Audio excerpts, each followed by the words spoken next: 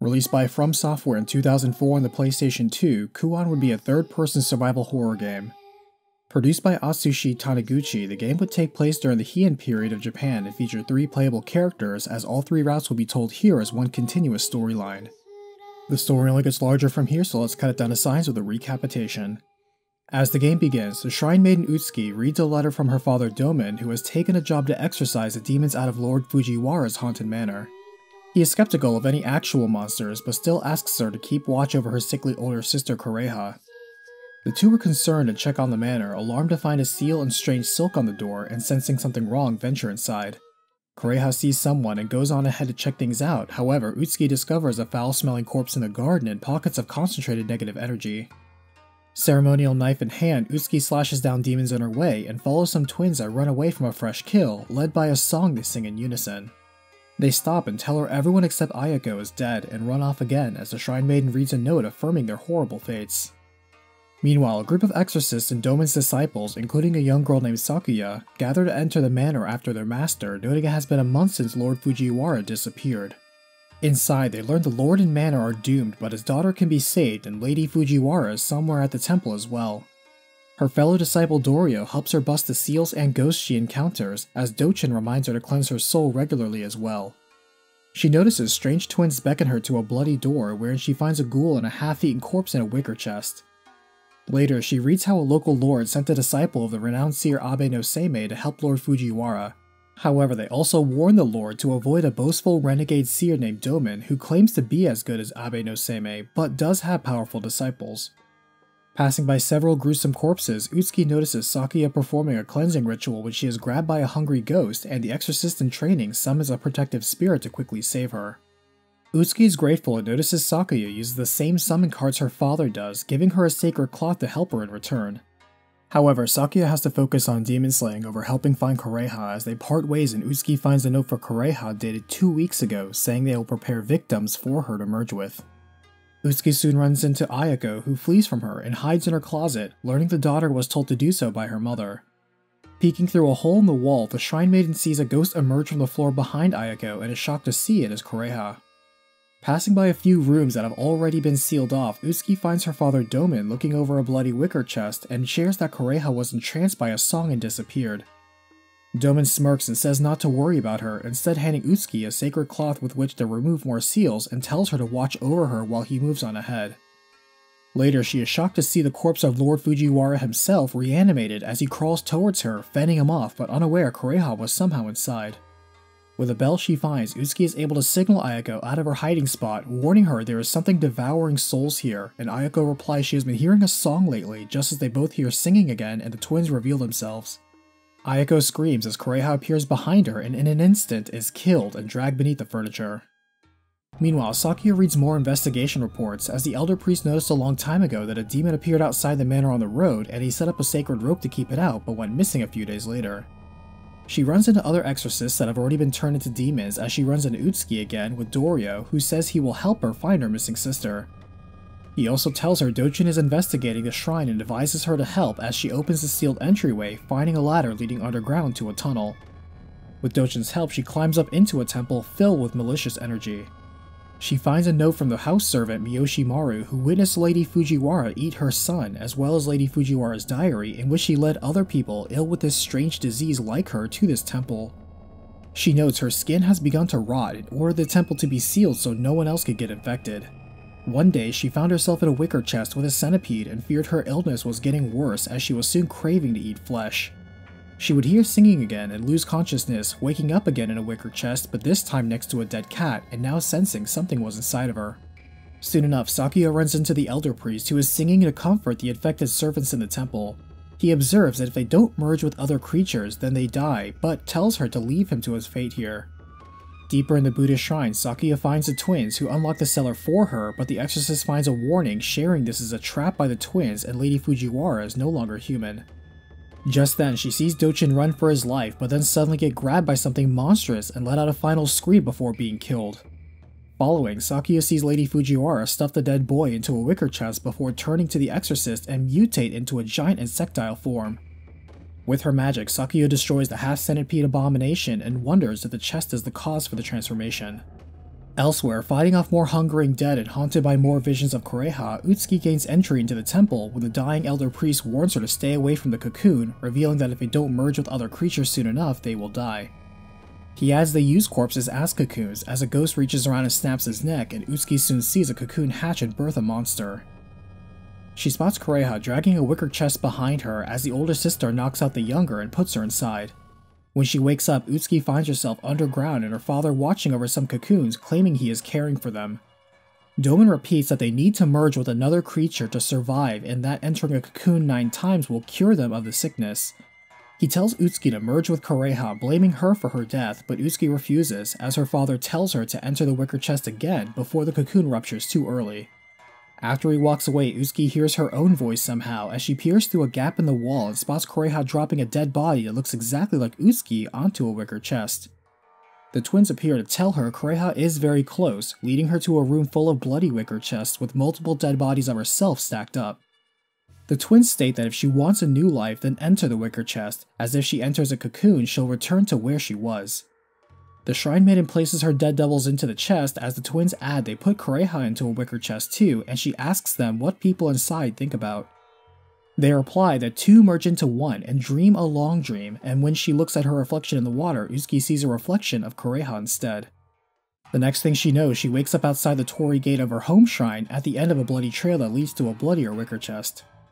Utsuki soon finds a man who says he is allowed to live because he produces cocoons and learns more of Silkworm Shrine dedicated to silkworms at her shrine. Years ago, the first priest planted 2 mulberries in the garden, declaring them sacred and to be revered and watched over. Her father investigated the silkworms, finding them abnormal, and learned the parents of the silkworms at this shrine are incarnations of the 2 mulberry trees. In fact, the mulberries on the trees are their eggs, and the silkworms born from them have magical powers, such as bringing back the dead. He adds they must feed on humans, but thinks this dark magic suits him, explaining the spell will be perfected when a fusion of flesh has occurred 9 times. Utsuki now finds her room is full of bloody wicker chests and another diary left by Kureha. Within, the older sister reveals she fell off a cliff and thought she died, but then woke up in a wicker chest with no injuries.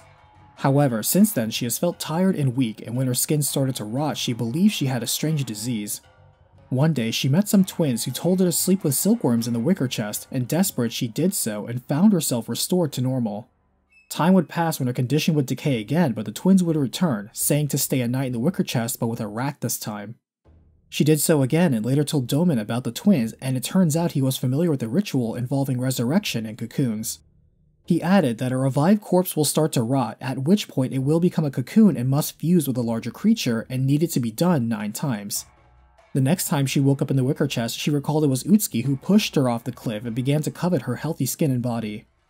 Utsuki admits this is true, but as she had no choice, going to the mulberry tree shrine and recalling how Kureha was holding on to dear life at the end of a broken rope ladder and Utsuki was holding on to the other end. The twins would appear behind Utsuki and startle her, causing her to drop the rope and Kureha to her death. The twins would then produce a wicker chest, asking ominously if the young girl wanted to bring her older sister back. At the same time, Sakuya runs into Dorio, who has located Kureha and says he will escort her home to the shrine nearby in the mountains. Sakuya agrees to escort her as well, but finds a demonic version of Kureha attacks her along the way. Vanquishing another strong demon in their path, Sakuya catches up to Dorio but sees Kureha has killed him and now encroaches upon Utsuki, accusing Utsuki of killing her. She shoves Utsuki off the same cliff that killed her and turns to Dorio before spotting Sakuya. Sakuya escapes but runs into Domin's oldest disciple, Dokai, who says he has solved the mystery of Kuon and lost himself in the books, resulting in his death here. He suggests they merge to enhance the spell, but she refuses, defeating the corrupted disciple instead. Approaching the Silkworm Shrine now, Sakuya sees dark energy emanating from a wicker chest, and disturbing it, she is horrified to see Dorio half-fused with Kureha, and she wastes no time exterminating the demonic monstrosity. Spotting silkworms on the mulberry leaves, she pieces together that the tree harbors the silkworms that revive the dead and cause the illness, setting fire to the biohazard to dispel the evil within. Exploring underground as well, Sakuya finds another note from the servant Miyoshimaru, who understands the entire manor has become a silkworm nest, and he too will become a silkworm that spins cocoons. Passing by a pool of blood where vessels carrying away tainted sin now rest, she is confronted by one of the twins, seeing the others now burned and dead as it swears revenge. Utsuki now wakes up at the bottom of the cliff next to the broken ladder and follows a trail of blood back into the underground where she uncovers a path deeper within. Faces appearing inside the wall speak to the Shrine Maiden, acknowledging and bemoaning their death. Beyond, one of the twins peers into a wicker chest, saying the birth will take place soon, and Utsuki reads the truth that entering a cocoon 9 times does not actually revive the dead. Instead, the dead are reborn as mulberries, and the spell was always intended for silkworms, not humans. Shocked there is no way to cure the disease, Doman now enters and speaks to her as if she was Kureha, telling his daughter to merge with another again, and confirms that Utsuki never killed Kureha, it was indeed the twins. He mocks her for not believing Utsuki and leaves while laughing, as Utsuki learns he is working towards the completion of the Kuon spell and eagerly wishes to meet Abe no Seimei. Doman now runs into Sakuya, notes she is still alive, noting the other 3 disciples serve their purpose, and explains they were all manifestations of his power and part of his plan. He elaborates they were all fodder for the Kuon spell, brought here to join the dead and complete the chest of 9 grudges. Outraged, Sakuya shoots a fire spell at her deceitful master, but he easily deflects it and knocks her down, mocking her and taking his leave. Sakuya now encounters the twin and Kureha, who tries to kill her, forcing her to flee. Utsuki now begins to decay rapidly, saying she needs to merge very soon as Sakuya hears her pleas for help and warns her something is wrong with Kureha. However, Utsuki now surprises and grabs Sakuya by the throat but lets go as she tries to regain control of herself, telling the exorcist to run away.